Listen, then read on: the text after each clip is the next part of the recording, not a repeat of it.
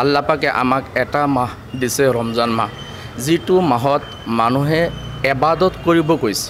যেন যিটো মাহত মানুহে গুনাহ কৰাৰ পিছত যি পাপ হয়, এই পাপটো মোচন হয় এই ৰমজান মাহত। এই ৰমজান মাহটো এতিয়াৰ পৰা নহয়, আগৰ পৰা বহুত আগৰ পৰা চলি আছে। আল্লাহ পাকে কোৰানত কৈছে, আউযু বিল্লাহি মিনাশ শাইতানিৰ ৰাজিম, বিসমিল্লাহিৰ ৰহমানিৰ ৰহিম, ইয়া আইয়ুহাল্লাযীনা আমানু কুতিবা আলাইকুমুস সিয়াম কামা কুতিবা আলাল্লাযীনা মিন ক্বাবলিকুম লাআল্লাকুম তাত্তাকুন।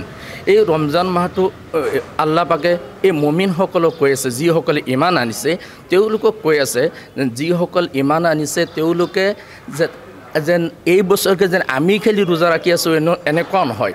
এই ৰোজাটো আহিছে বহুত আগৰ পৰা, যেতিয়াৰ পৰা ইছলাম মুছলমান হজৰত আদম আলাইহিছ সালাম ইছলাম প্ৰতিষ্ঠিত হৈছিল, তেতিয়াৰ পৰা ইছলাম ৰোজা আহিছিল। কিন্তু আগতে ৰোজাটো আছিল অলপ, দুটা তিনিটা এনেকুৱা ৰোজা আছিল। কিন্তু আমাৰ নবী বিশ্বনবী হজৰত মুহাম্মদ মুস্তাফা সাল্লাল্লাহু আলাইহি সাল্লাম যেতিয়া আহিছিল, তেতিয়া চন 2 হিজৰি, যেতিয়া হুজুৰ সাল্লাল্লাহু আলাইহি সাল্লাম মক্কাৰ পৰা মদিনাত হিজৰত কৰি গৈছিল, তেতিয়া চন 2 হিজৰিত এই ৰোজাটো আল্লাহ পাকে আমাৰ ওপৰত নাজিল কৰিছে, এটা মাহ ৰাখিব কৈছে।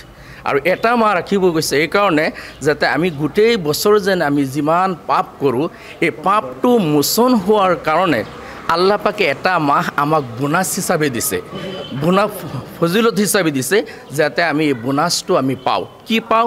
যেন বেলেগ মাহত যদি এটা নেকি কৰোঁ তে এটা নেকিৰ বদলে এটা নেকি হয়, কিন্তু ৰোজা মাহত এটা নেকি কৰিলে আল্লাহ পাকে এটা নেকিৰ বদলা 70তকৈ অধিক সওয়াব আল্লাহ পাকে আমল নামাত দান কৰে। তে সেই হিচাপত ৰমজান মাহটো পবিত্ৰ এটা মাহ। এই পবিত্ৰ মাহত আমি সকলোৱে ৰোজা ৰাখোঁ, আৰু ৰোজাৰ মাহত এই এটা মাহত 3টা ভাগ কৰিছে। এটা মাহ প্ৰথম 10 দিন ৰহমতৰ, আৰু মাজৰ 10 দিন মাগফিৰাতৰ, আৰু লাষ্টৰ 10 দিন আমি নাজাতৰ বুলি কোৱা হয়। এই 3টা ভাগত আমি ৰমজান মাহটো আমি ৰোজা ৰাখোঁ, এই ৰোজা ৰাখি আমল কৰোঁ। আপোনালোকৰ এই মাহত সেহেৰীৰ এক বিশেষ তাৎপৰ্য আছে। জি, সেহেৰী কি বা কিয় পালন কৰা হয়? যেতিয়া হুজুৰ পাক সাল্লাল্লাহু আলাইহি সাল্লাম হাদিসত কৈছে যেন قال رسول الله صلى الله عليه وسلم إن الله وملائكته يصلون على المسحرين, যেন যিসকলে সেহৰি খায় তেওঁলোকৰ ওপৰত আল্লাহ তাআলাৰ ৰহমত নাজিল হয়। আৰু সেইকাৰণে আমি ৰাতিৰ শেষ ভাগত আমি সেহৰি খাই ৰোজা ৰাখোঁ, কাৰণ হুজুৰে পাক সাল্লাল্লাহু আলাইহি সাল্লাম আমাক কৈ গৈছে যেন তোমালোক যদি ৰোজা ৰাখা তেন্তে ৰোজাটো এনেকুৱা ৰাখিবা যেতিয়া তোমালোক সেহৰি খাই পেলাই ৰোজা ৰাখিবা। যদি সেহৰি নাখালেও ৰোজা হ'ব, ৰোজাটো সেহৰি খাই যদি আমি ৰোজা ৰাখোঁ তেন্তে এই ৰোজাটো সুন্দৰ হ'ব। মানুহৰ ভোকটো কল্পনা কৰে কল্পনা নহ'ব, ভোকটো উপভোগ নহ'ব। সেইকাৰণে আমাক সেহৰি খাবলৈ কৈছে, আৰু সেহৰি এনেকুৱা খাব কৈছে যেন পেট ভৰি নহয়, অলপ খাই পেলাই আমি যেন ৰোজা ৰাখোঁ। ৰাতিৰ শেষ ভাগত যেতিয়া আজান হয়, ফজৰৰ আজান যিটো বুলি কয়, এই আগত আমি খোৱা শেষ কৰিব লাগিব, আৰু শেষ কৰাৰ পিছত একদম সন্ধিয়া যেতিয়া আজান হয়, এই আজানৰ সময়ত আমি আকৌ খোৱা ষ্টাৰ্ট কৰিব পাৰিম। তেতিয়া সেই হিচাপত 12 ঘণ্টাৰ পৰা 13 ঘণ্টালৈকে আমি এই সময়খিনি আমি একো খাব নোৱাৰিম। আৰু ৰোজা শব্দৰ অৰ্থ হ'ল ৰোজা যেন আমি ৰাখোঁ, ৰমজান মাহটো যেন ৰোজা ৰাখোঁ। ৰোজাৰ আৰবী শব্দ হ'ল চম, আৰু এইটোৰ বহু বচন হ'ল চিয়াম। আৰু চিয়াম শব্দৰ অৰ্থ হ'ল 3টা বস্তুৰ পৰা বিৰত ৰাখিব গৈছে। এটা হ'ল খোৱা, এটা হ'ল পান কৰা, আৰু এটা হ'ল মিয়া বিবি স্বামী স্ত্ৰী এক লগত থকাতকৈ মানা কৰিছে। এই 3টা কাম যাতে আমি ৰোজাৰ অৰ্থ হ'ল এইটোৱেই, আৰু এইটোৱে আমি পালন কৰোঁ ৰোজাৰ দ্বাৰা। আপোনালোকে দুখীয়া যিসকল লোক আছে, দৰিদ্ৰ লোকসকলৰ বাবে কিবা এটা কৰিব বিচাৰে বা তেওঁলোকক সমানে আপোনালোকে এই ক্ষেত্ৰত অৰিহণা যোগাই আহিছে, তেওঁলোকে যাতে আপোনালোকৰ দৰে সকলোৱে সমানভাৱে এই ৰোজা পালন কৰিব পাৰে। আপোনালোকে সদায় সহায় কৰি আহিছে এই ক্ষেত্ৰত সকলোকে সমান পৰম্পৰা, এইটো একদম আগৰ পৰাই চলি আহিছে। আমি যিসকলে ইছলামৰ বুনিয়াদ আছে 5টা, কলিমা, নামাজ, ৰোজা, হজ, জাকাত।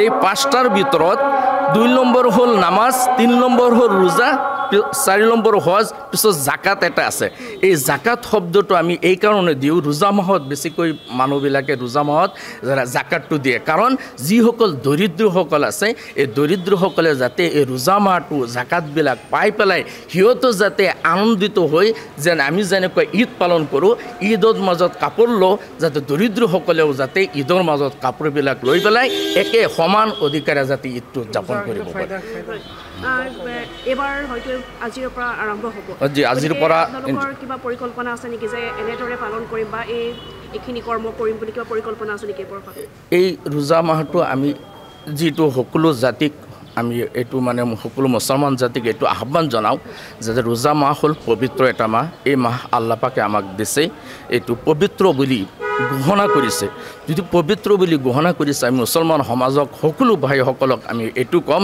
যে সকলো মুছলমানসকলে যাতে ৰোজাটো ৰাখে আৰু 5 ওয়াক্ত নামাজ আদায় কৰে আৰু তাৰাবি নামাজ এটা আছে এশা নামাজৰ পিছত 20 ৰাকাত বুলি তাৰাবি কয় এই তাৰাবি নামাজটো আদায় কৰে আৰু যাতে ঝগড়া ফাসাদ অন্যায় অত্যাচাৰ মিথ্যা গিবত এইবিলাকৰ পৰা বিৰত থাকে তেন্তে ৰোজাটো শুদ্ধ হ'ব নহলে ৰোজা শুদ্ধ নহ'ব আপোনালোকে যি ৰোজা ৰাখে ৰাতিপুৱা সময়ৰ কিমান সময়ৰ পৰা আৰম্ভ কৰে আৰু কেতিয়া শেষ কৰে ৰাতিৰ শেষ ভাগত আমি এতিয়া 4:26 লৈকে আমি ৰোজা মানে শেষৰ অংশলৈকে খাব পাৰিম 4:26 আজান হ'ব আৰু একদম সন্ধিয়া মাগৰিবৰ যিটো আজান হয় এই আজানৰ 5:26 ইফতাৰ হ'ব এইখিনি সময়লৈকে আমি ৰোজা ৰাখিম